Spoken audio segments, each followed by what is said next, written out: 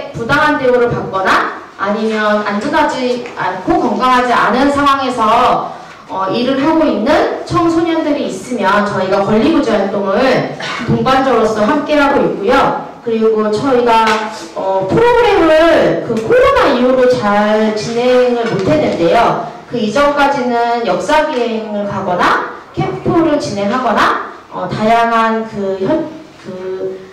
청소년들과 함께하는 프로그램, 또 시민과 청소년과 같이 노동자들과 할 수 있는 프로그램들을 운영해왔었고요. 올해 하반기에 저희가 노동안전 관련한 역사기행을 민주노총세종충남본부와 함께 준비하고 있습니다. 나중에 그 하반기가 되면 기행을 한번 같이 노동안전 기행을 한번 떠나보셔도 좋을 것 같습니다. 네. 잠깐 충남 상황을 먼저 이야기를 드리고 시작해야 될 것 같은데요. 충남은 노동인권 조례가 있습니다. 청소년. 네, 그래서 충청남도에 조례가 있고 2021년도 8월 17일에 충청남도 조례가 제정됐습니다. 그러면서 없어진 조례가 하나 있어요. 혹시 아실까요? 네, 청소년 관련된 조례가 원래 그 이전에 도교육청, 충청남도 교육청 조례로 이전에 저희가 제정되어 있었고 충청남도 지자체 조례로 바뀌면서 그냥 그 도교육청 조례는 자동 폐기되었습니다. 그 충남도가 더 크니까 교육청보다 자동 폐기되었고요. 원래는 이전에 전국에 유일하게 충남만 충청남도 조례가 아니라 충청남도 교육청 조례를 저희가 제정하고 만들었던 이유가 있는데요. 교육과 상담을 분리시키면 절대 안 된다라는 지향점이 있었기 때문입니다. 그래서 교육하는 주체인 교육청, 교육부 여기서 교육은 하고 상담이나 권리구제 이렇게 도움을 필요로 하거나 이런 지원 활동을 하거나 지원을 해야 되는 것은 지자체에서 하고 이렇게 분리되면 서로 같이 아무리 협력을 하거나 같이 뭐 회의도 하고 뭐 이렇게 한다고 하더라도 청소년 교육을 담당하는 교육부는 청소년을 학교에 다니는 청소년으로 지정하거나 학교 밖 청소년으로만 지정을 하고 있고, 예를 들면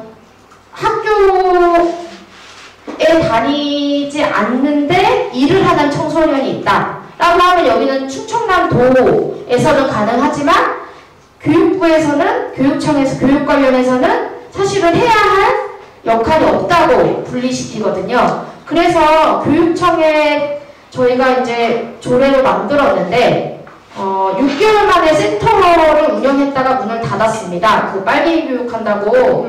네, 녹화되고 있대 이렇게.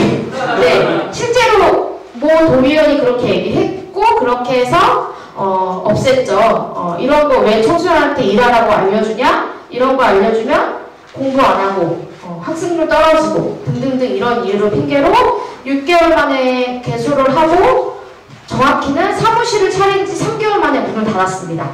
네, 그렇게 하고 2018년부터 저희가 아까 말씀드렸던 제가 지금 속해 있는 사단법인 충남청소년 인권문화 네트워크로 활동을 하고 있는 거고요. 지금까지 주변에 많은 분들이 재위탁과 혹은 아니면 활동이 끊이지 않았으면 좋겠다, 청소년들에 대한 이런 것 때문에 후원해주시고 지지해주시고 응원해주시고 덕분에 여기까지 왔습니다. 그렇게 보낸 게 벌써 6년인 것 같습니다. 7년 차네요. 네.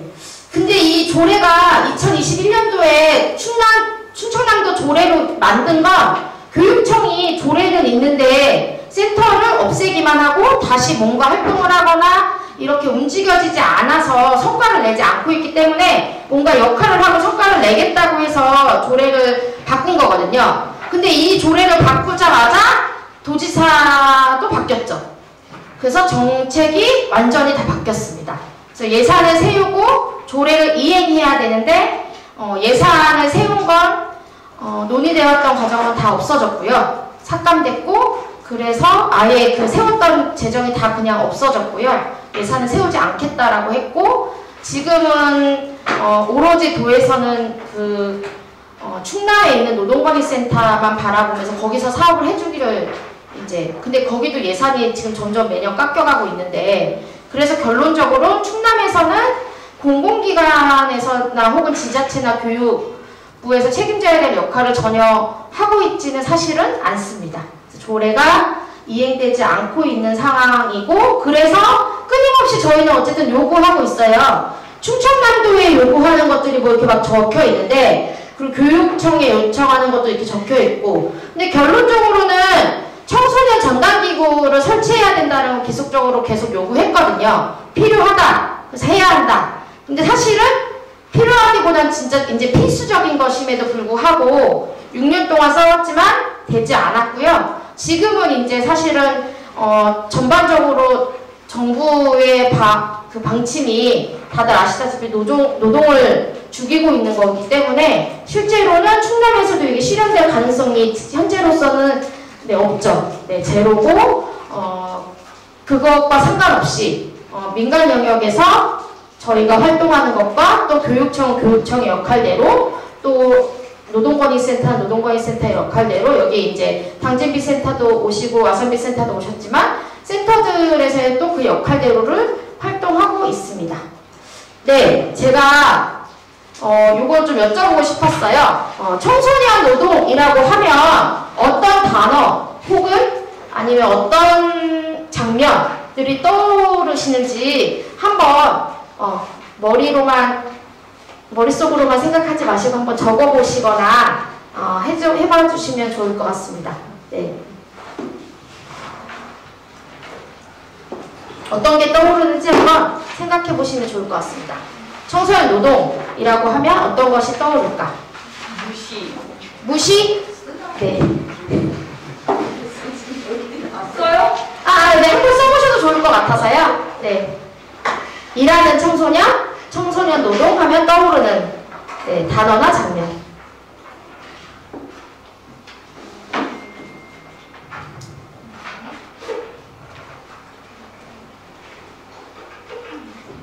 네, 잠깐 저도 숨을 고르면서 시간을 드리도록 하겠습니다.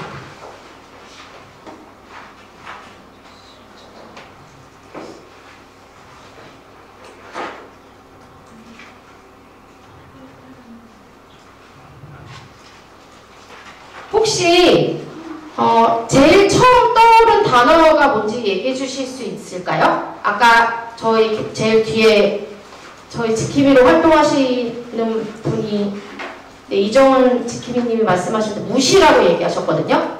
네. 혹시 이야기해 주실 참여자분들이 계실까요?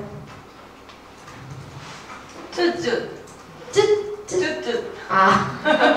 좋은 의미는 아니죠. 네. 혹시 내가 처음 떠올렸던 단어나 장면이 긍정적인 거였다 라고 하고 계시는 분? 네. 혹시 말씀해 주실 수 있을까요? 저는 멋있게 사네. 멋있게 사네. 네, 좋습니다. 멋있게 사네. 네. 대부분이 아마 청소년 노동, 일하는 청소년이라고 해서 한번 포스트잇에 적어주세요. 아니면 저희가 한번 생각해 볼까요? 라고 해서 이야기를 나누면 거의 99.8% 정도는 부정적인 겁니다. 네. 그리고 안타까운 상황을 떠올리거나 안쓰러운 상황을 떠올리거나 이렇게 하고 조금 더 생각을 좀 확대해보면 우리 주변에서 만나는 청소년 노동자를 떠올리기도 하거든요. 그런데 잘 모르시기도 해요.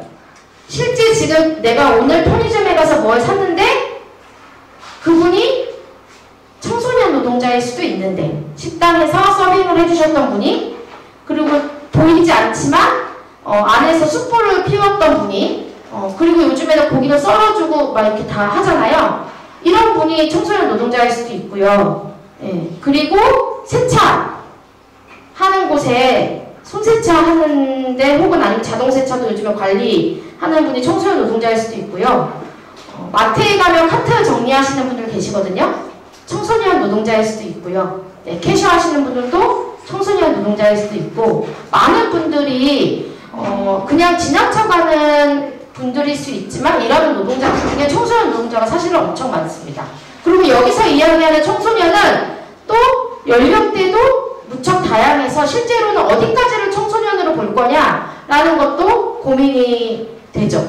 그래서 원래는 만 18세를 이야기하는 것도 있지만 실제로는 만 24세까지 청소년 보호법에 따르면 만 24세까지를 청소년으로 보고 있어서 그래서 이렇게도 많이 물어보시는데 대학교를 다니고 있는 대학생들 아르바이트 많이 하는데 알바생들은 그러면 보호받아야겠네 라고 생각하시거나 아니면 알바생이라는 표현은 저는 사실은 잘 쓰지 거의 아예 안 쓰는데요. 요즘에 그 알바생이 뭐에 합성한지는 아실까요? 네, 아르바이트 하는 학생. 이게 합쳐진 말인데 요즘엔 아르바이트를 학생만 하진 않죠. 근데 이 학생도 사실 앞에 대자가 빠졌는데 처음 시작하기로는 아르바이트 하는 대학생. 이걸 줄여서 아르바이트 하는 학생, 알바생. 근데 요즘에 TV 프로그램에도 알바생이라고 여전히 많이 나오기도 해요. 근데 요즘 많이 바뀌어서 예능 프로 보다가 아르바이트 노동자 유퀴즈에서 그렇게 나와서 제가 한번 놀란 적이 있거든요. 그게 놀랄 일인가 싶은데 놀랬어요. 저렇게 나오네. 그리고 노동자라는 표현이 나오면 되게 반갑기도 하고. 그래서 청소년들에게 노동자, 근로자 이야기를 하면 여전히 아직도 근로자는 노동자는 3D 업종, 근로자는 뭔가 사자 들어가고 직책을 갖고 있는 사람들 아니면 정규직이라고 표현을 하기도 합니다. 이런 것만 봐도 학교에서 여전히 아직도 중요한 거 결국 안 알려주고 있다는 거거든요. 노동법, 근로기준법이라는 교육을 엄청 많이 하고 산업안전보건법 그리고 산업안전교육 그리고 성희롱 예방교육까지 다 하는데 거기서 노동자란 표현, 노동이란 표현을 쓰지 않기 때문이에요.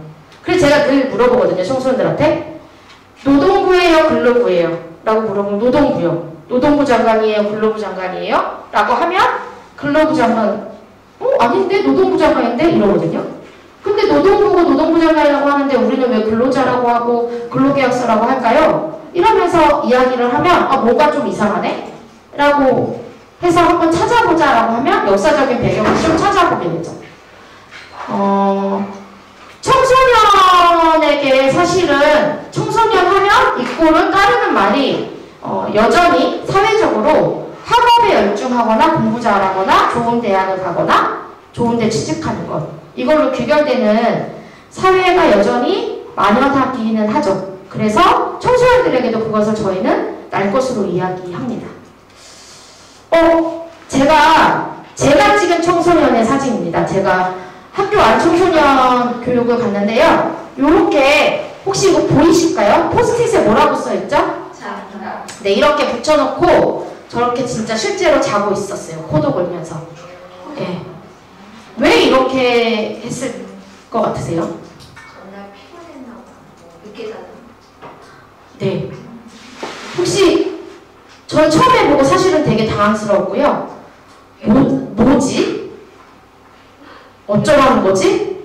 막 이런 생각도 들었고요. 주변에 친구인 청소년들이 막 얘기를 해주긴 했는데 저게 진짜인지 아닌지 잘 모르겠고 네, 아주 헷갈렸어요. 그런데 저도 순간 보자마자 뭐지? 수업 들어야 되는데 그 학교에서 이런 생각이 1차적으로 먼저 들었거든요. 근데 나중에 알았어요. 네, 이 청소년분이 밤에 야근해요. 야간 노동이에요. 그래서 밤새 일하고 학교에서 자꾸 밤새 일하고 이런 사이클로 지내는 청소년인지 알았고 나중에 저희에게 노동상담도 해서 못 받은 체불임금 10여만 원을 받기도 했어요. 그래서 저도 이렇게 청소년들을 네, 색안경을 끼고 본 거죠. 주로 우리가 일하는 청소년들을 바라볼 때 이렇게 이야기합니다. 거기 자료에도 있듯이 이건 아주 예전에 나온 지 좀 된 책이기도 한데 밑바닥 노동이라는 책인데 여전히 아직도 지금 현실과 다르지 않아서 많이 읽히기도 해요. 청소년 노동을 바라볼 때 왜 공부 안 하고 돈 벌려고 하냐, 돈만 밝힌다 부터 시작해서 이런 우리가 수식어를 붙이거든요. 근데 이럴 때 T는 내지 말래요. 어떤 학생이 T 내지 말라. 이건 무슨 말이냐면 학생은 완벽한 존재가 아니라고 인지하기 때문에 학생이 티 내지 말라는 소리는 너 어설프게 하지 마. 어설픈 척 티 내지 마. 너 되게 전문가스럽게 서빙해. 너 되게 전문가스럽게 일해. 이거랑 마찬가지의 말이거든요. 그래 실제로 이런 일들이 청소년 노동 사회에서 벌어지고 있기 때문에 이렇게 느끼는 청소년들이 많고 실제로 여전히 저도 청소년들을 바라볼 때 청소년 노동을 바라볼 때 색안경을 끼고 있는 걸 여전히 저도 느낍니다. 그럼 일하는 청소년은 누구 그래서 사실은 오늘 노동안전에서도 가장 중요하게 우리가 이야기가 되는 부분이기도 하죠. 일하는 청소년은 아까 말씀드렸듯이 아르바이트하는 노동자도 있지만 학교 교육부의 시스템에 맞춰서 노동자로 되게끔 만들어진 시스템에 갇혀있는 분들이 계세요. 지금은 직업계보라고 부르지만 실제로는 예전에는 다 그냥 실업계, 인문계, 실업계 이렇게 나눴죠. 그래서 실업계는 공부 못하는 애들이 가는데 인문계는 공부 좀 잘하고 대학 갈 수 있는 애들이 가는데 그거와 더불어 또 생각하는 게 실업계는 공부 못하는 애들이 가는 거지만 또 거기에 플러스 알파로 가난한 애들이 돈 벌려고 가는데 이런 인식이 있었고 여전히 그 인식의 통계는 여전히 아직도 있어요. 그래서 직업계보에 지금 다니고 있는 청소년들은 실제로 생계를 위해서 가는 경우 많습니다. 물어보면 그렇게 이야기해요, 솔직히.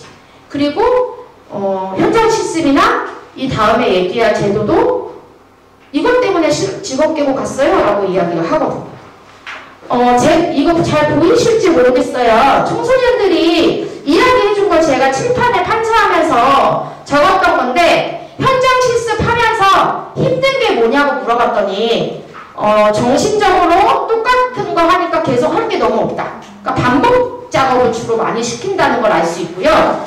육체적으로 계속 반복 작업을 시키니까 목, 허리 이런 게 아프고 아니면 하루 종일 할 일이 없어서 서 있거나 하루 종일 앉아있게 한다. 그리고 돈이 너무 적다. 현장 실습을 하는 청소년은 노동자일까요? 아닐까요? 노동자로서 적용을 받을까요? 아닐까요? 당진비센터 센터장님 받을까요?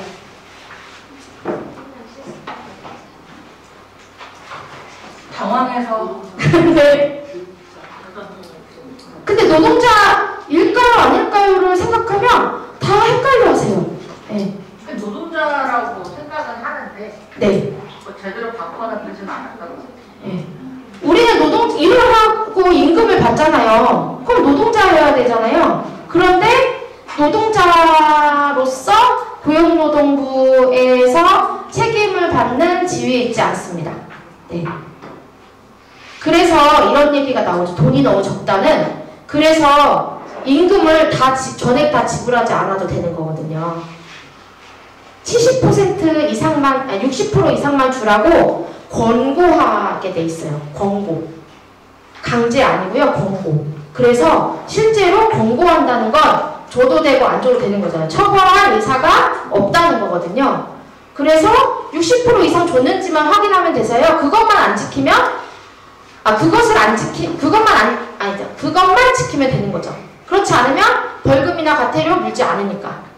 그래서 여기 상사 눈치 보기 힘들다, 기름 냄새 맡기 힘들다 이런 얘기 많이들 하는데 실제로 직업계고에서 현장 실습을 나간다라는 것은 생산 현장에 나가는 경우가 거의 대다수고 그 외에는 요즘에 급부상하고 있는 종목이 하나 있는데 우리가 고령화 사회가 되면서 생기는 종목입니다. 네.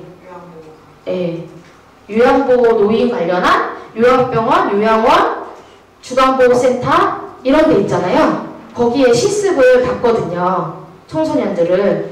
그래서 그곳에서 실습을 받으면 주로 이제 행정 업무나 회계 업무 하는 학과에서 주로 가는데, 그러면 가서 회계나 행정 업무를 하냐? 라고 물으면 전혀 그렇지 않습니다. 네. 그 어르신들 머리 목욕하시면 목욕을 도와드리거나 머리 드라이기 말려드리거나 프로그램 하실 때 옆에 보조하거나 이런 거 하거든요. 그래서 사실은 내가 원래 필요한 원하던 학과를 지원해서 그에 맞는 현장 실습을 가야 되는데 그렇지 않은 게 가장 큰 문제죠. 좋은 점 뭐냐고 물어봤더니 네, 학교보다 그래도 밥이 맛있대요. 네, 그리고 취직을 미리 할 수 있고 사회생활을 경험할 수 있는데 이렇게 현장 실습을 통해서 취업을 연계해서 간 청소년들을 이후에 자격증을 취득하거나 대학을 갈 수 있도록 하는 제도가 또 있거든요. 지원하는 이런 것들의 기회를 또 마련할 수 있고 여기 제가 참 밑에 인생 얘기 물음표라고 했는데 인생 얘기 엄청 많이 들어가지고 이게 좋은 거라고 얘기는 했는데 또 생각해보면 좋은 건 아닌 것 같아요. 그래서 좀 짧게 해주면 좋겠는데 너무 길어가지고 물음표. 네. 현장 실습을 이야기하게 된 가장 큰 일은 이 일이었는데 저희가 이게 청소년들에게 같이 저희가 교육대 보고 이야기하는 건데 잠깐 보실까요? 2017년 11월 특성화고 현장 실습을 나가서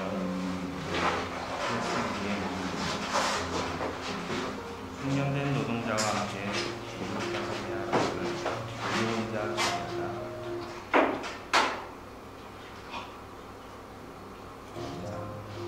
실습을 해야 할 민원은 곳에서 노동을 해야 장점 평일엔 공장 숙소에서 하루 12시간을 일하는 날 함께 일하던 정규직원이 그만두고 민원은 10m에 달하는 설비라인 홀로 흘러다니며 기계는 자주 멈췄고 기계를 고치는 것도 민원의 몫이었고 적재기 프레스에 목이 눌렸을 때도 그는 혼자였다.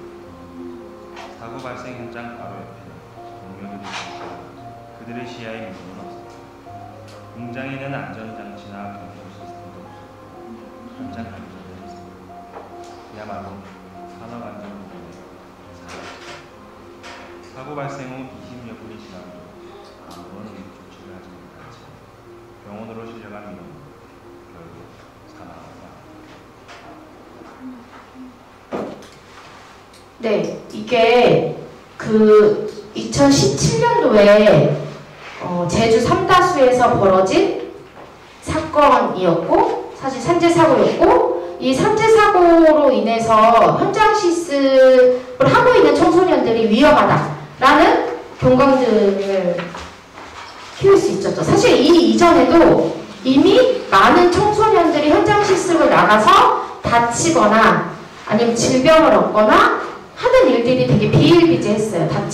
죽거나. 근데 그 이전까지는 특히 이제 예를 들면 S모기업에서는 직업계고의 청소년들이 버스 타고 와서 이제 막 이렇게 한 바퀴 돌고 가고 보고 가고 이렇게 하고 그 이후에 두 번째 버스를 타고 올 때는 출근하러 오는 거거든요. 그렇게 했을 때 그때 당시에는 뭔가 내가 병을 얻을 수도 있다. 혹은 여기는 어떤 것들을 위험하지 않도록 써야 된다라는 것들을 미리 알려줘야 되는데 알려주지 않아서 그 이후에 백혈병이라든지 아니면 노동시간이 너무 길어서 노동자들의 근로가 노동자들의 건강과 안전에도 위험을 미치기도 하고 실제 암 이런 것도 많이 생기고 이러면서 이게 그 안에서만 이렇게 은폐됐다면 실제로 이 일은 가족분들이 외부로 알리고 이제 이렇게 그 이전에 청소년 노동에 대해서 관심을 갖고 전국에서 이 청소년 노동인권 네트워크라는 활동을 시작한 이후에 이런 일이 생기고 나서 아마 이때 당시에 청소년에게 저희가 쓰는 요 교환인데 미디어 뻐꾸기라는 분이 만드신 영상이에요. 근데 이때 집행유예랑 벌금 500만원, 삼다수는 2천만원 이렇게 과태료가 나왔거든요. 요 과태료 2천만원은 삼다수에게 어떤 의미일까요? 라고 청소년들에게 물어보면 다들 껌값이죠? 라고 얘기해요. 네. 다 그렇게 느낍니다. 우리도 그렇게 느끼잖아요. 근데 그 사고가 동일하게 1년 뒤에 또 똑같이 일어났다. 고 이민호군처럼 똑같은 사고가 동일하게 또 일어났다. 라는 이야기를 하면 다들 네, 이것 때문에 그러지 다 압니다. 네, 청소년들도. 요것만 하고 뭐 다른 거 안 한 거예요? 이렇게 이야기하거든요. 실제로 이 일이 있고 나서 사실은 현장 실습 안전하지 않다. 어떻게 이런 일이 일어날 수 있냐? 영상에서 보신 것처럼 어떻게 혼자 작업을 해? 그리고 숙련된 노동자가 힘들어서 다 그만뒀어요. 근데 혼자 일을 하게 했다. 이게 가능하냐?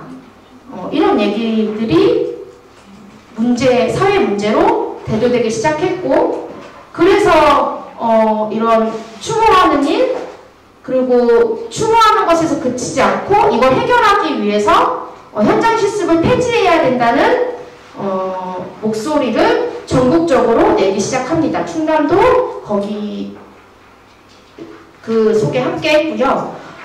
그리고 요거 다 들어보셨죠? 이웃입니다. 2014년 네, 이 음성. 18일부터 네, 이 음성 청소년들에게 들려주면 사실 잘 몰라요. 왜냐면 음성을 이렇게 들을 일이 없어. 어디 전화를 걸 일이 없거든요. 다 검색으로 하니까. 네, 근데 여기 그때 뭐에 이거 나오는 거 이거 본 거 같은데 막 이렇게 기억하는 청소년들도 있고. 근데 이게 작년에 어쨌든 저희가 그 민주노총 새정충남본부랑 저희랑 아산 지역에 있는 시민사회단체와 당진은 당진 또 천안 이렇게 시민사회단체와 함께 저희가 공동체 상영을 작년 상반기에 했는데요. 다음 소위 영화가 나오고 이 영화의 주인공 여기 수연이라고 나오는데 아니 이름이 소인데 원래는 전주에서 현장 실습하던 LGU 플러스 현장 실습을 하던 공수연님이시죠. 이 청소년분이 원래는 무슨 학과였냐? 애완동물학과. 그런데 이 뺑뺑이 돌고 갈 데가 없어가지고 결국 현장 실습을 꼭 가야 하니까 간 게 LGU 플러스. 근데 LGU 플러스 이렇게 얘기하면 청소년들이 다 우와 이래요. 왜 우와할까요? 네, 대기업이라서 LG자 들어가잖아요. 그러니까 다 우아해요. 그 아까도 제주 삼다수로 우아 다 하거든요. 모든 국민들이 다 아는 거죠. 근데 LG 플러스 본사 가서 일했을까요? 라고 얘기하면 당연히 아니죠. 전주분이라면서요. 막 이렇게 얘기하거든요. 그럼 한청에 전화 방어하는 KT나 SK 쓰고 싶은데 그거를 방어하는 업무를 하셨어요. 그래서 28방이라고 하는데 그때 당시에 전화를 해지하거나 딴 데로 변경하려면 28번 통화를 해야 돼요. 누가요? 내가요. 그 해지하고 싶은 사람이. 왜 그렇게 전화를 돌려 짜증나게 애들 청소년들 승질내고 그러거든요. 그런데 실제 그 일이 그런 일을 하시는 분들이 있었고, 그래서 코스를 채워야지만 퇴근할 수 있었고, 현장 실습이라는 이름으로 나갔지만 현장 실습이 아니라 사실은 그냥 노동을 한 거랑 다름이 없는 거다. 근데 아까 말씀드렸듯이 고용노동부에서 보호하는 노동자는 아니기 때문에 교육부 산하고 직업촉진법에 의해서 보호받거든요. 그래서 예를 들면 성과금, 인센티브 이런 거 처음엔 준다고 했는데 알고 보니 우리는 못 받는 거. 왜냐면 현장 실습생이니까. 그래서 고은수연님이 그 일기 쓰고 이렇게 기록을 남긴 거 보면 이런 문구가 나와요. 영화에도 나오는데 이런 일 한다고 아무도 신경을 안 써? 나에게 아무도 뭐 물어보지 않아? 혼자가 된다 이런 얘기가 나오거든요. 그런데 많은 현장 실습을 하는 현장 실습이라는 이름으로 노동을 하는 청소년들이 이걸 많이 느껴요. 현장에서 외로워요. 그리고 이름이 없어요. 어떤 이름이 없냐면 신하룡이라는 이름 없고요. 저 그냥 예를 들면 청소고예요, 제가. 그러면 청소고 너 이렇게 지칭이 되는 거예요. 뭐 어디고 너 뭐 이렇게. 그러다 보니까 거기에서도 또 차별이 생겨요. 직업계고에는 네, 직업계고도 있지만 일반 특성화고도 있지만 마이스토고라는 곳이 있거든요. 네. 실업계, 직업계에도 특성화고와 마이스토고가 있어요. 특성화고는 일반적으로 우리가 생각하는 실업계. 근데 마이스토고는 뭔가 또 이름이 다르죠. 마이스터. 그래서 학교에 그 마이스터 자를 붙이는 거를 사실은 학교도 되게 자부심을 가지고 자랑스러워 하거든요. 그리고 그거 붙이려고 막 어마어마한 많은 예산을 들이는데 독일어로 마이스터가 장인 뭐 이런 뜻이에요. 그러니까 기술자. 그래서 그 학교는 그 특별한 기술을 양성하고 육성한다는 의미를 갖고 있어요. 그래서 예를 들면 그 학교의 항공과가 우린 그런 거야 라고 하면 항공에 더 집중해서 마이스터 양성할 거야. 여기는 군 특성화. 졸업하면 다 부사관 되는 거예요. 예. 그리고 저기는 미용, 조리 이런 식으로 이제는 고등학교가 특히 직업계고가 과별로 분리되게 됐어요. 그러면 과가요. 요즘에 대학교가 그렇다고 하는데 내가 졸업한 학교에 그 과가 없어져가지고 다른 이름으로 편입되고 아니면 요즘 인기 있는 직업군에 맞는 과가 우르르 생겼다가 우르르 또 없어진대요. 그런 것처럼 한창 막 그 항공과 이런 게 인기일 때는 정말 모든 학교에 비행기가 모형으로 하나씩 다 있었어요. 그래서 깜짝 놀랐었거든요. 그리고 한동안 또 뭐가 유행이었냐면 마이스터고를 따는 게 유행이어서 마이스터고 앞에 명품 마이스터고 예. 그리고 명품 취업. 전 명품 취업이 무슨 말인가 했더니 명품 취업은 좋은 데 간다는 거예요. 우리는 좋은 일자리. 근데 그 좋은 일자리가 제가 아는 좋은 일자리랑은 좀 다르더라고요. 뭔가 안정적이고 안전한 곳은 아니에요. 네, 건강한 곳? 이런 거. 저는 좋은 일자리 하면 저도 대번에 정규직인가? 막 이런 생각 들거든요. 근데 그런 것도 아닌데 명품. 그리고 뭔가 그 특별한 기술을 우리만 갖고 있다라고 하는 것처럼 자동차면 자동차, 전기, 기술 뭐 이런 식으로 다 과별로 분류되어 있죠. 천안의 모 학교는 미용과 그 조리가 그 뭐랬지? 주특기거든요. 그 학교 특성화고에. 근데 미용과 조리 빼고 그래서 다 없어졌어요. 그래서 깜짝 놀랐어요. 거기는 그것만 하는 거예요. 그래서 그거 할 청소년들만 거기로 가요. 근데 거기서도 적정 인원을 뽑을 거 아니에요. 그러면 그 나머지 청소년들은 그러면 그 학교만 그게 특색이 있는데 다른 학교 가서 내가 하고 싶지 않은 학과에서 학업을 해야 되는 거죠. 사실은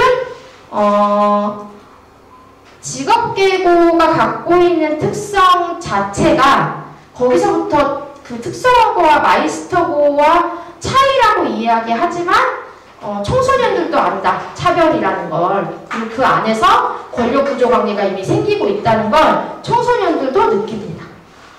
저희가 2019년도에 직업계고 현장 실습 유가족 간담회를 진행한 적이 있어요. 여기 계신 세운터 그리고 저희 그 다음에 센터들이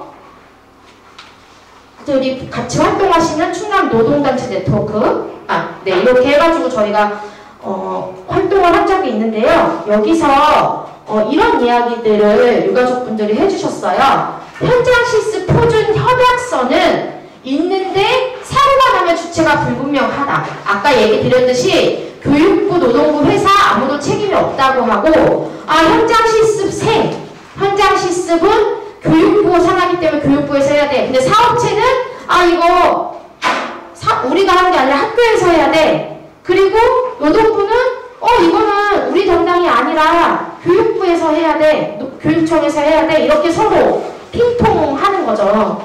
사실은 다치고 죽은 사람은 있는데 이를 책임지려고 하는 사람은 아무도 없다. 제가 그 민주총에서 지금 진행하는 노동안전 관련한 1월달부터 4월달까지를 쭉 다 들었는데 거기에 다 공통적인 이야기는 이거였던 것 같아요. 네. 뭔가 사고가 발생해 그 사고에 대한 책임은 아무도 지으려 하지 않는다는 거. 그리고 여기서 또 이야기하셨던 게 이건 2019년도에 말씀하신 건데 최근에도 해당돼요. 자료가 없습니다. 현장 실습 나간 학생들의 청소년들의 사고 및 산재율에 대한 통계 없고요. 현장 실습 나가면 모니터링 누가 하는지 이거 생겼어요. 이거는 기업 담당 교사가 있거든요. 근데 이 기업 담당 교사가요, 담당하고 있는 기업이 뭐 한두 개 뭐 이런 게가 아니라요, 몇십 개예요. 그리고 취업 담당 교사도 학교에 있거든요. 그래서 취업 담당 교사 그리고 기업 담당 교사가 서로 협의하여 학교에서 우리 학교는 어떤 어떤 회사들이 들어올 수 있게 목록을 짤까 이런 것들을 결정하고 이런 것들을 논의해서 빵꾸 안 나게 하고 사고 나면 잘 정리해서 내년에 다른 청소년들이 또 와야 되기 때문에 그렇게 협의하는 구조로 지금 현실적으로는 그렇게 운영되고 있어요. 실제로 기업 담당자분을 저도 정말 만나고 싶거든요. 담당하시는 업무를 하시는 분을. 근데 어디 가야 만날 수 있을지 모르겠어요. 늘 현장을 다니신다고 하는데 어디 현장에 계시는지. 그래서 청소년들에게 물어봤거든요. 현장 실습하는 청소년들에게 본 적 있냐? 한 번도 본 적이 없다고. 그런 게 있는지도 모르는 청소년들이 많이 있습니다. 그리고 이런 얘기 하셨는데 노동인권 교육과 안전교육이 정규 교육과정에 포함되어 있는지에 대한 이야기를 진짜 많이 하셨는데 그래서 노동인권 교육은 안정화가 돼가고 있는 추세예요. 전국적으로 청소년들에게 노동인권 교육을 하는 것 이게 정규 교과과정으로 넣겠다라고 시행한 이후에 지금 교사가 하는 노동인권 교육도 있고 저희 같이 이런 현장에서 활동하는 활동가들이 같이 교육을 들어가서 하는 경우도 있는데 충남은 그에 비해 노동인권 교육은 안정적으로 잘 되고 있는 편이고 없애지 않고 예산도 없애지 않고 다 운영을 하고 있는데요. 그럼에도 안타까운 건 교과과정 안에 들어가서 교사가 교육하는 게 당연히 저는 옳다고 생각합니다. 그리고 결국에는 궁극적으로 그렇게 돼야 된다고 생각하는데요. 그러다 보니까 뭐하고 연결되냐면요. 취업률하고 연결이 되다 보니까 실제적으로 어떠한 문제가 발생했을 때 어떻게 도움을 어디에다 청해야 되는지 그리고 밖에 도움을 청할 사람은 없는지 혹시 지역사회에서 안전 관련한 청소년이 안전 관련한 시스템을 마련하고 있는지 이런 것들에 대한 정보가 청소년들에게 실제로 필요한 정보는 전해지지 않아요. 그래서 아직은 그래도 충남은 괜찮다고 다른 지역에서 다 얘기하거든요. 근데 또 충남이 뭐 해도 1등 하는 데라서 요즘에 주목을 많이 받고 있는데 도인권 조례도 1등으로 만들고 폐지하는 것도 1등으로 하고 또 다시 만들고 학생인권 조례도 만들었다 없앴다 이게 몇 번째인지 저도 사실은 모르겠는데 이거의 영향을 청소년들이 받거든요. 근데 이거는 일하는 청소년들도 받아요. 왜냐면 존중을 받아보지 못한 한 번도 내 권리를 이야기하고 그걸 쟁취해보지 못한 청소년들이 많기 때문에 그래서 그 경험을 학교에서 연습하고 가라고 하는 건데 그 연습을 아무도 시켜주지 않거든요. 그래서 노동인권 교육이 그만큼 중요하고 그리고 산업안전교육은 특정한 분들에게만 하죠. 어떤 분들? 현장 실습 가는 사람. 그리고 제가 두 번째 제도를 이야기해드리는 분들 이렇게 정해져 있습니다. 그래서 아까 제가 두 번째 얘기를 드리려고 했던 게 일병행학습 하는 도제 제도인데요. 이게 보이시는지 모르겠는데 이게 최근 일인데 제가 모 학교에 가서 물어봤어요. 인적사항이나 이런 거 하나도 얘기해주지 않아도 된다. 어디에 지금 나가고 있고 무슨 일을 하는지. 그런데 여기가 그 회계행정이었거든요. 근데 주로 지금 여기 옆에 적힌 거 보면은 물건 옮기고 뭐 영수증 정리하고 뭐 소독하고 뭐 일 안 하는 분도 있고 마스크 낱개로 포장하고 뭐 하고 이렇게 하는데 여기서 제가 충격받은 게 있어요. 이 일을 작년까지는 했다는 거예요.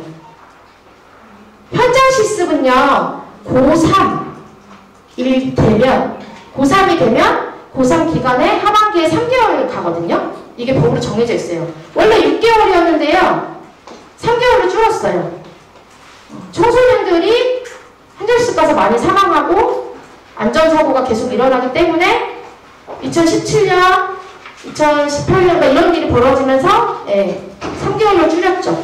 그런데 문제는 뭐냐면 그러면서 만든 게 이 학습 병행 도제예요. 그래서 학교마다 다 또 이름 아까 명품 취업 막 이렇게 있었던 것처럼 우리는 마이스터고 아니면 우리는 특성화고에 뭐가 주력 이제 과 이렇게 막 적어놓은 것처럼 이거를 다 학교마다 또 하기 시작해서 건물 하나에 제일 위에 도제센터 막 이렇게 해가지고 만들고 이런 걸 하는데 이건 뭐냐면 현장 실습을 3개월로 줄이면서 2학년 때부터 일주일에 3번은 학교 오고요. 일주일에 3번은 학교 오고 2번은 나가는 거예요. 어디로? 회사로. 나가서 일해 일 배워. 돈도 벌 수 있어. 조금이지만 이렇게 해서 일 경험을 하게 하는 거거든요. 말 그대로. 그래서 일도 하고 학습도 병행하는데 그래서 경험할 수 있게 한다. 도제라는 걸 하는 거예요. 그런데 아까 말씀드렸듯이 요양병원에서 이제 일하거나 전문 주간보호센터나 아니 요양원에서 일하는 청소년들이 작년까지는 회계를 했는데 지금은 아무 일도 안 하고 머리 말려드리고 목욕을 이런 일을 왜 하냐고 했더니 자동화 시스템으로 다 바뀌었어요. 회계가. 그래가지고 임금 계산 할 필요도 없고 자기들이 수기로 뭐 출퇴근 기록 체크할 필요도 없고 뭐 이런 거 다 자동화여서 옛날에는 그걸 다 이제 입력 작업도 하고 임금 명세서 만들고 근로계약서 이거 하고 막 이런 거 했는데 그걸 다 이제 시스템에서 하는 거죠. 그 시스템만 사면 그 안에서 다 할 수 있으니까 사실은 8명이 도제를 하고 있는 학급이었는데 1명만 가면 되는 거예요. 딱 1명. 그래서 보니까 여기에 또 특이한 경우가 하나 있었는데 여기 중간에 보면 일안함이라고 돼 있어요. 저 진짜 놀랐는데 회계사무소에 나가시는 분이 있어요. 청소년이 현장 실습을. 그럼 도제를. 근데 가만히 있으라고 한대요. 그래서 가만히 뭐예요? 가만히 있어요. 그러니까 가만히 뭘 하는데요? 그냥 앉아서 가만히 있다 가래요. 작년부터 지금까지 가만히 앉아있다 오신 거예요. 아무것도 안 시켜. 근데 이게 너무 곤욕이 있지 않을까요?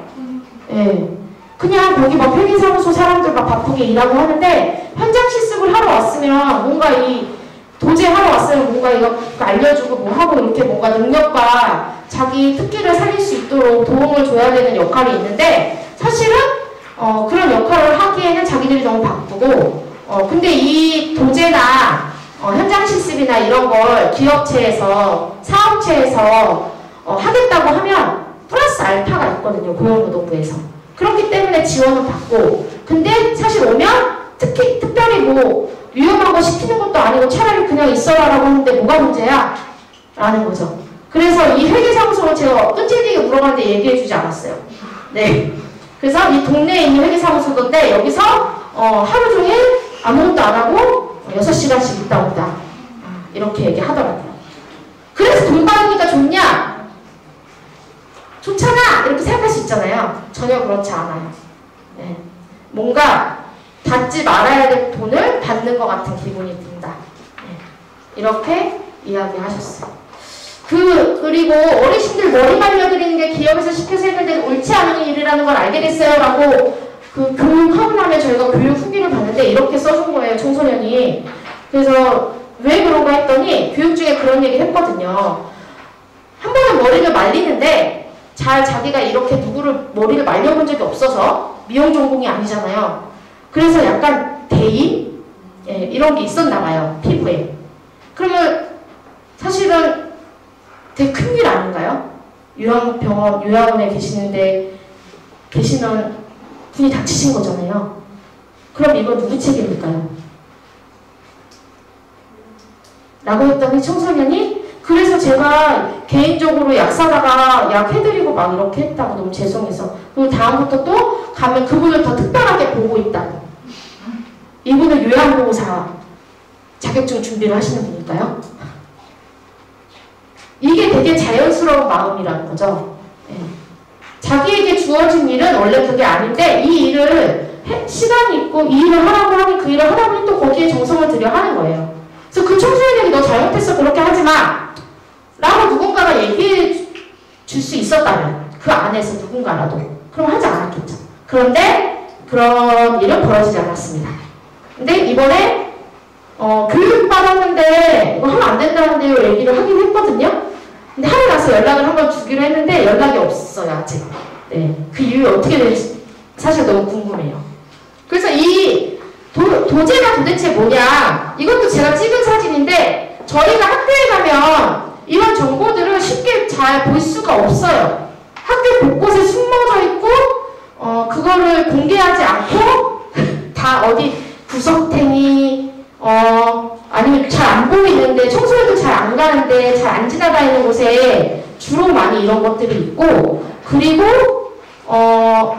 교육부, 노동부 혹은 그 일을 뭐 요즘에는 그 위탁 준다고 하죠. 위탁 줘서 대학들이 요즘에 그렇게 많이 하거든요.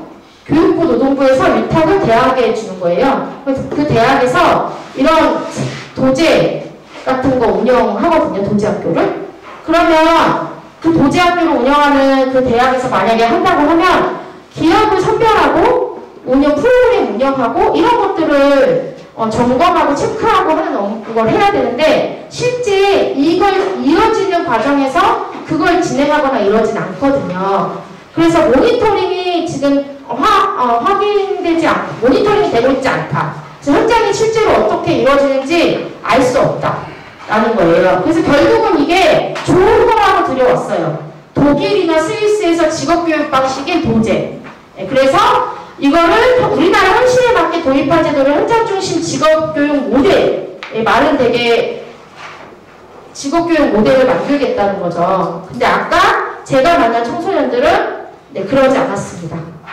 도제 가서 3번, 일주일에 2번 가서 6시간 동안 다른 일을 하고 왔어요.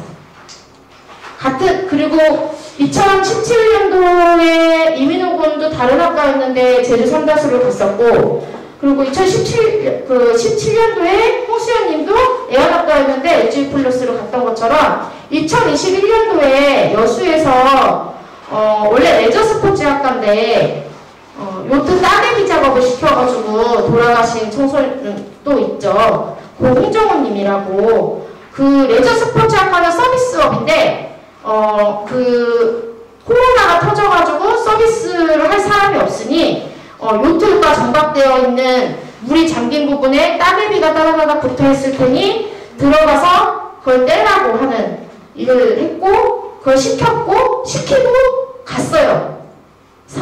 그 기업체는 어딜 갔냐면 그냥 그 자리를 떠났죠. 혼자.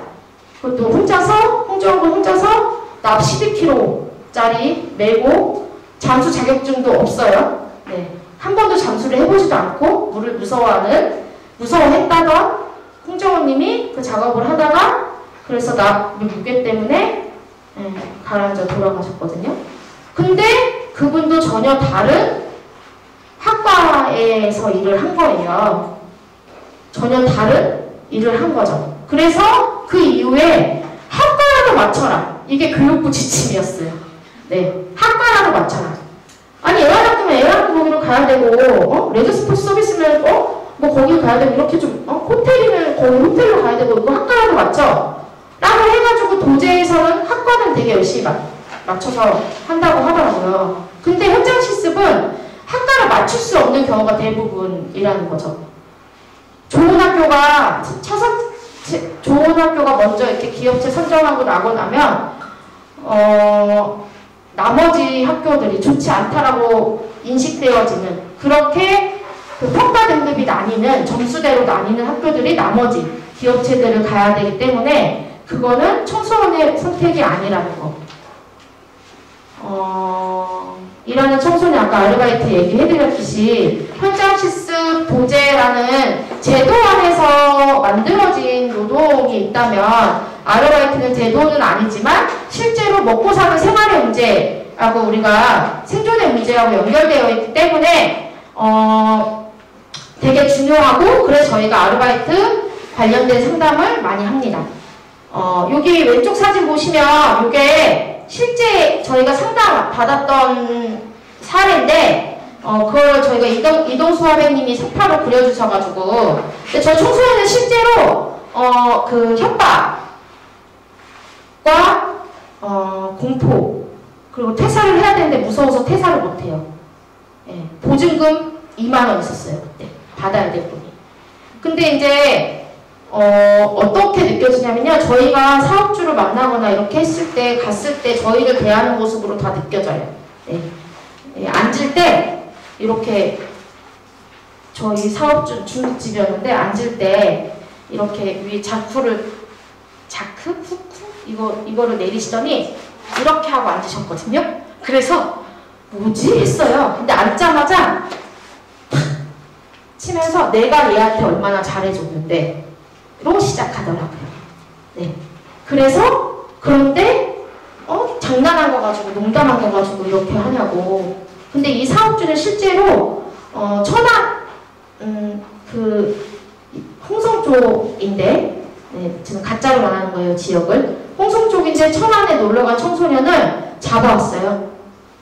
장사 문 잠깐 잠궈놓고. 네, 잡으러 가서요. 오는 시간 1시간 반 걸리는 내내 차 안에서 욕을 막 협박을 막 상상이나 가세요. 네, 그만두셨는데 김진규님 그만뒀는데 여기 대표님이 잡으러 가면 네, 이런 일이 실제로 있죠.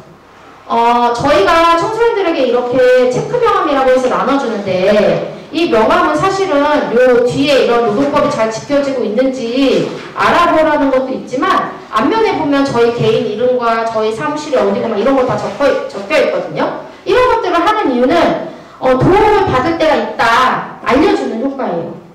네.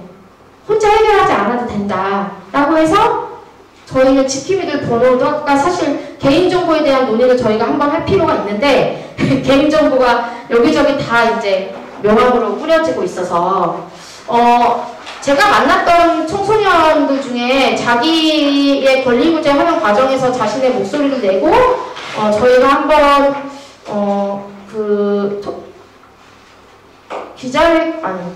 토론회장?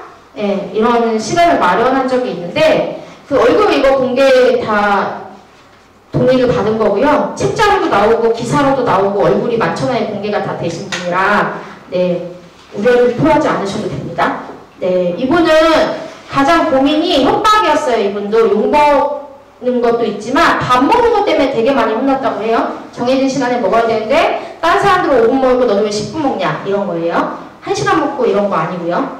근데 계속 요구했어요. 이분은 되게 그래도 자신의 목소리로 계속 얘기해서 달라고 요구하고 이렇게 하면 안 된다고 얘기하고 다 했는데 그럼에도 불구하고 해결되지 않아서 결국 어떻게 하셨냐면 저희에게 도움을 요청하셨고 그래서 같이 해결하려고 증거도 찾고 그래서 같이 가서 얘기도 하고 이랬는데 바로 줬어요.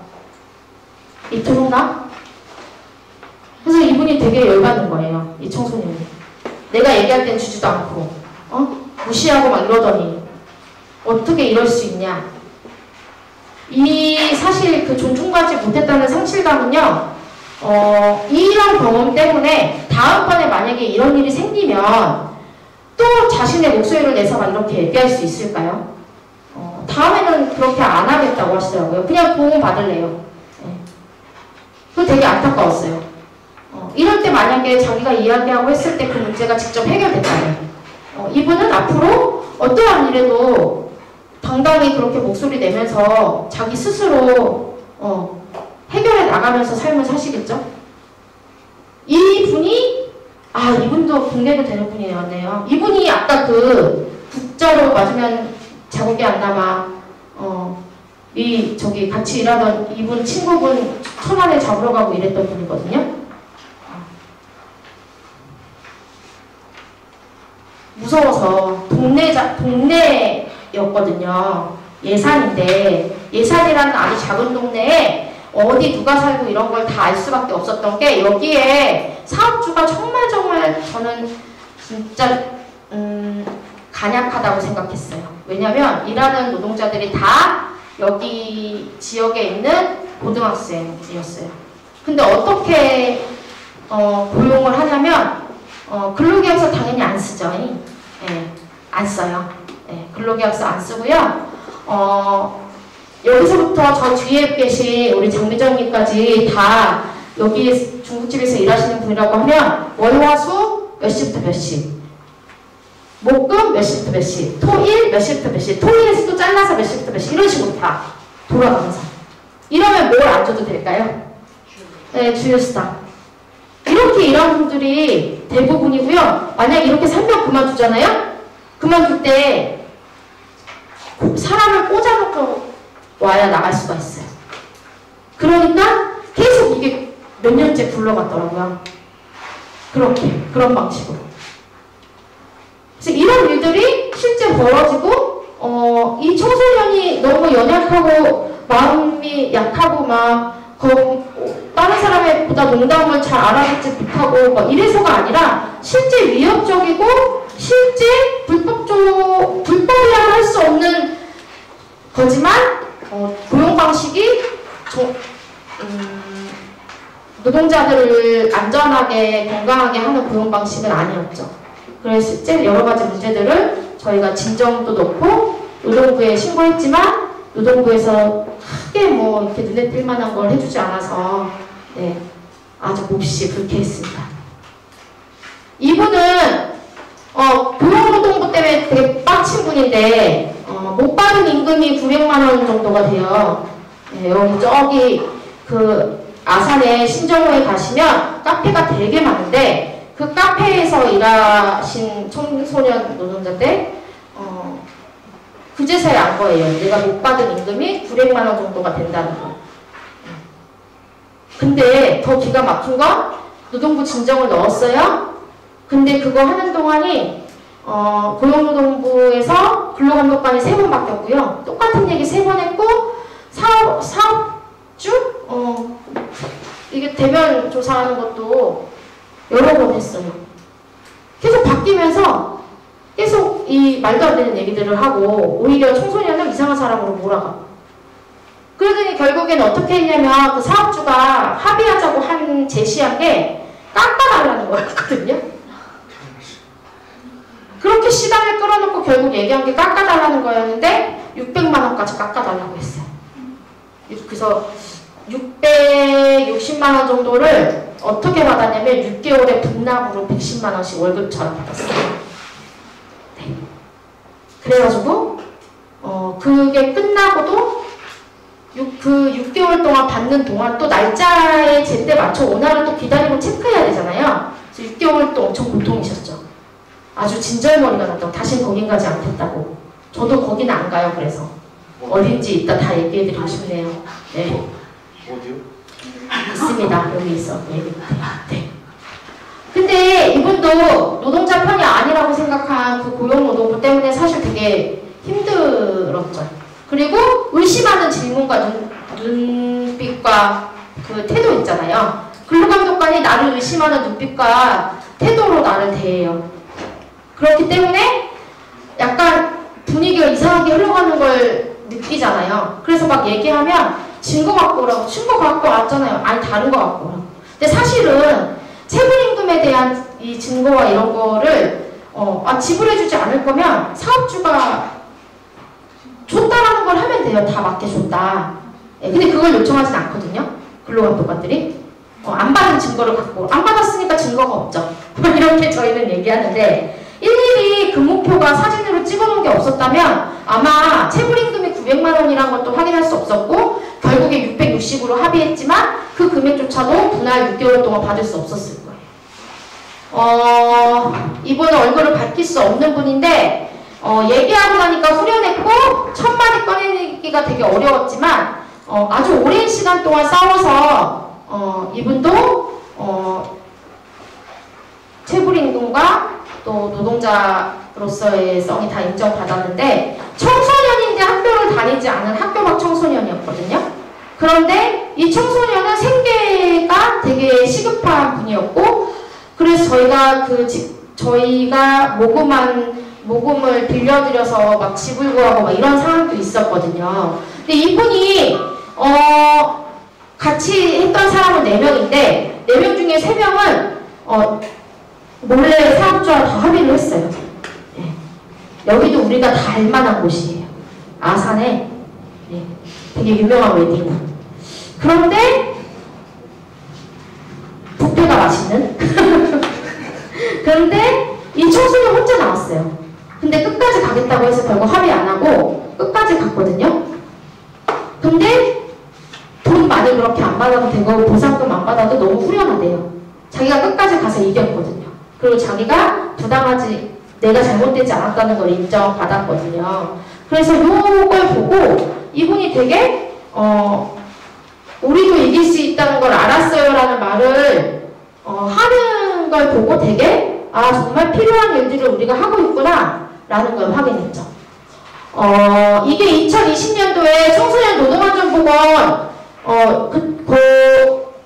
콘텐츠 공모전 시상 작품이거든요. 근데 그냥 넘기지 말자 어리다고 부당한 대우 받아서 안 된다 라고 돼 있고 노동안전의 콘텐츠에 행복하려면 안전하려면 1번이 일하다가 다치거나 임금 못 받거나 근로대여성 작성을 안 해주거나 거부할 경우 욕설폭언 성희롱 등을 당할 경우에 그냥 넘기지 말자 부당한 대우 받아서 안 된다 어리다고 이거를 청소년분이 노동안전보건 콘텐츠 작품으로 만드셔가지고 저희가 동의를 얻어서 교육 때 이걸 이야기하면서 공통적으로 청소년이 다 이 얘기를 했어요. 순서가 잘못됐대요. 청소년들이 이야기하는 순서가 잘못됐대요 라고 생각하게 된 건 뭐 때문일까요? 순서를 어떻게 바꿔야 될까요? 그러면 차장님 어떻게 바꾸고 싶으세요? 청소년들이 바꿔야 되겠다고 한 건 뭐라고 몇 번을 바꿔야 될까요? 3번이 1번으로 3번 1번으로 또 두 번째는 뭐 세우고 싶으세요? 그리고 1번 2번으로 1번 2번으로 2번은 3번으로 그렇죠. 네.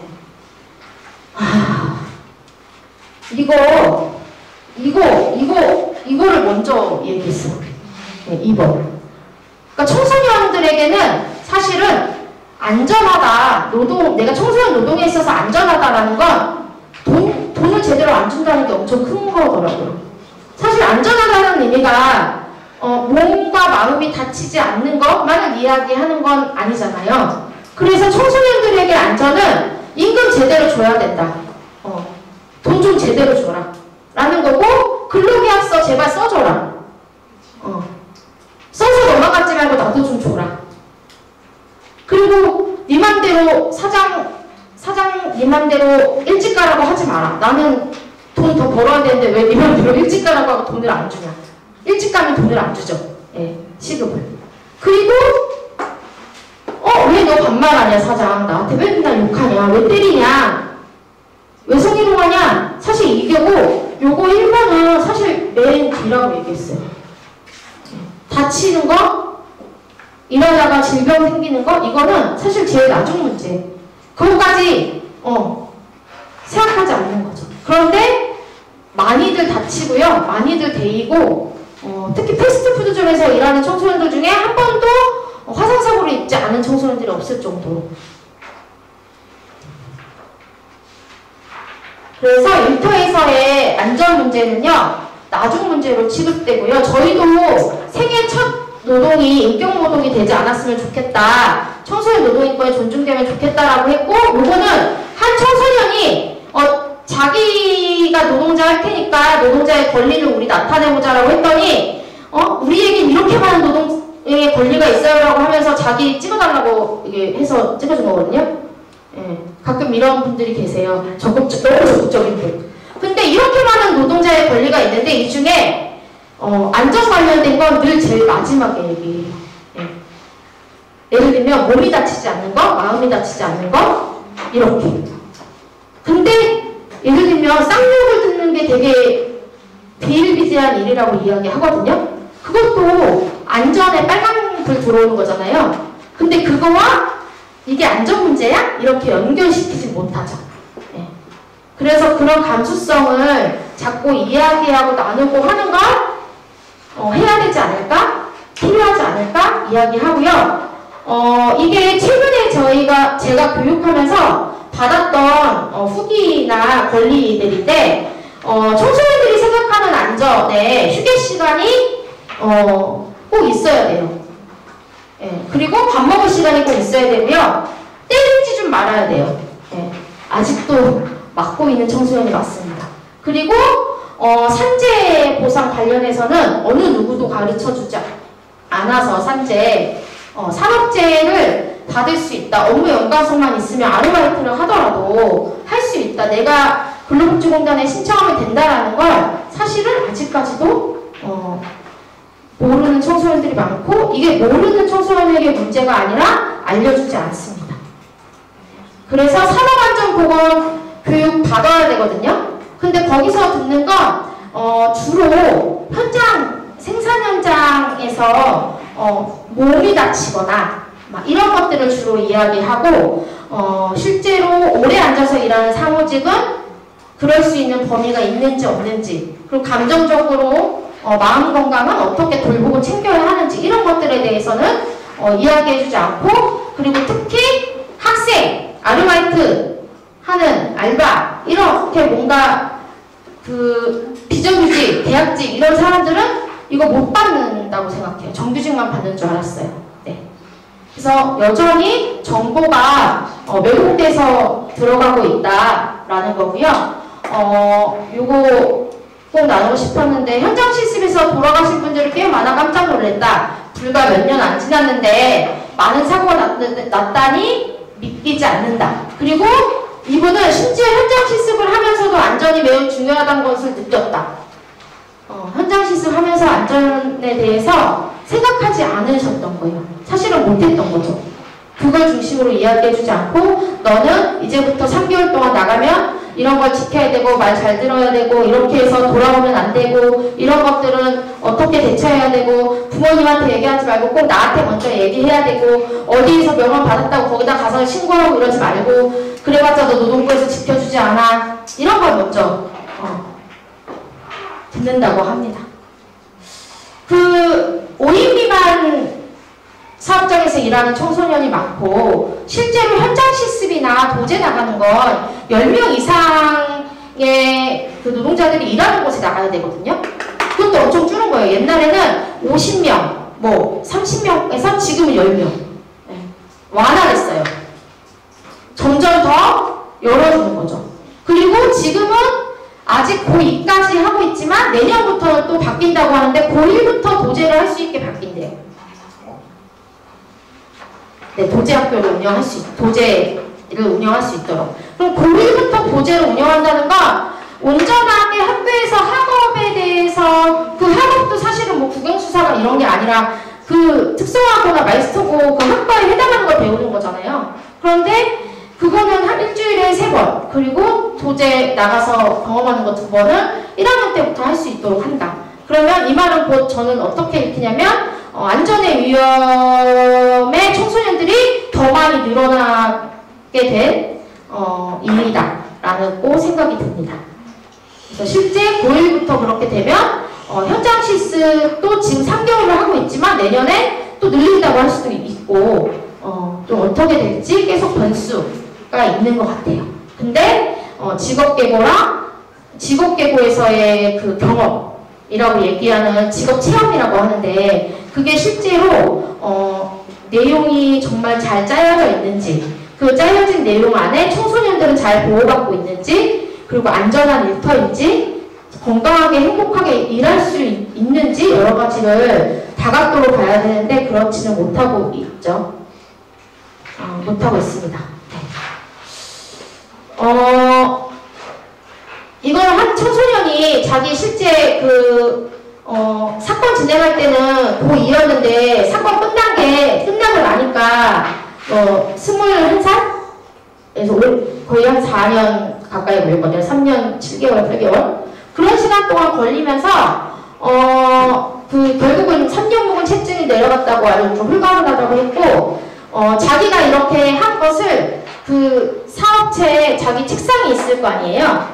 자기 회사의 책상에 자기 이야기가 나온 그 상담 매뉴얼 보다 이렇게 딱 꽂아놨나 봐요. 그 사람들이 물어볼 거 아니에요. 그러면 제가 여기 나와요 이러면서 보여주고 이랬다고 하더라고요. 실제로 뭔가 자기가 자기 목소리를 내서 내 억울한 상황에 대해서 해결을 해서 그 성취감 그리고 그것의 권리를 찾았던 경험이 있는 청소년에게는 그리고 존중받았던 경험이 있는 청소년에게는 그 경험이 아주 중요한 뿌리가 돼서 이 이후로도 그런 상황이 우리가 안 벌어질 수 있다는 보장은 없으니까 그런 일들이 벌어져도 그런 일들이 생겨도 혼자 해결하지 않고 도움을 요청하거나 아니면 해결하려고 좀 여러 가지로 잘 디테일하게 찾아보거나 이렇게 도전할 수 있는 경험을 또 쌓는 건 아닐까 싶습니다.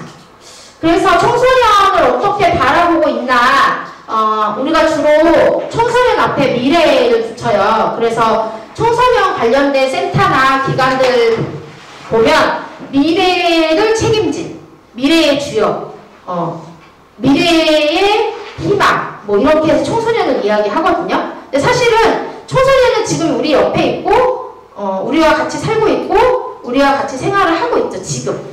그래서 부당한 권리를 받았을 시 너 청소년이니까 그냥 그걸 적당히 하고 넘어가. 나중에 너 취업했을 때 그때 얘기해가 아니라 지금도 권리를 이야기하고 찾을 수 있도록 하는 것. 그리고 현장 시스과 도제라는 아주 좋은 제도가